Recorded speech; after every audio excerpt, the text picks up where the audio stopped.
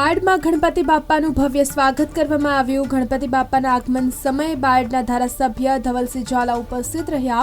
બાયડમાં ગણપતિ બાપાના આગમનની ઉત્સાહભેર ઉજવણી કરાઈ। બસ સ્ટેશન ખાતે ભવ્ય આતશબાજી અને લાઇટિંગ કરવામાં આવ્યું। ગણપતિ બાપા મોરિયાના નાદથી ભક્તોએ ભવ્ય સ્વાગત કર્યું।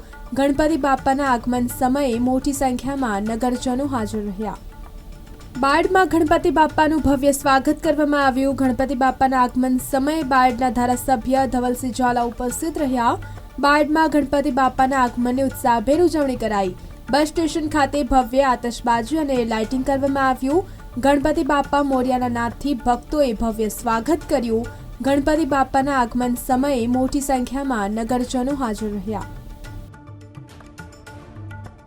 છેલ્લા 25 વર્ષથી બાયડ ગામ ગણેશ યુવક મંડળ ભવ્ય ગણેશ ઉત્સવ ઉજવે છે અને આ વર્ષે અમે આગમનમાં બી બહુ મોટો પ્રમાણે અહીંયા આ તમે જોઈ રહ્યા છો એ પ્રમાણે આતિશબાજીનો ભવ્ય કાર્યક્રમ રાખેલ છે અને બાયડની ધર્મપ્રેમી જાહેર જનતા ખૂબ મોટી સંખ્યામાં અહીંયા આવી અને અમારા ઉત્સાહમાં વધારો કર્યો છે। એ બદલ ભગવાન ગણેશ તેમની દરેક મનોકામના પરિપૂર્ણ કરે એવી ભગવાન ગણેશની પ્રાર્થના। બાયડના ગણેશ યુવક મંડળ દ્વારા છેલ્લા 25 વર્ષથી દરેક વખતે અવનવી રીતે દાદાનું આગમન થતું હોય છે અને આ વખતે આતિશબાજી સાથે લાઇટિંગના શો સાથે બલૂન દ્વારા એમનું સ્વાગત થવાનું છે।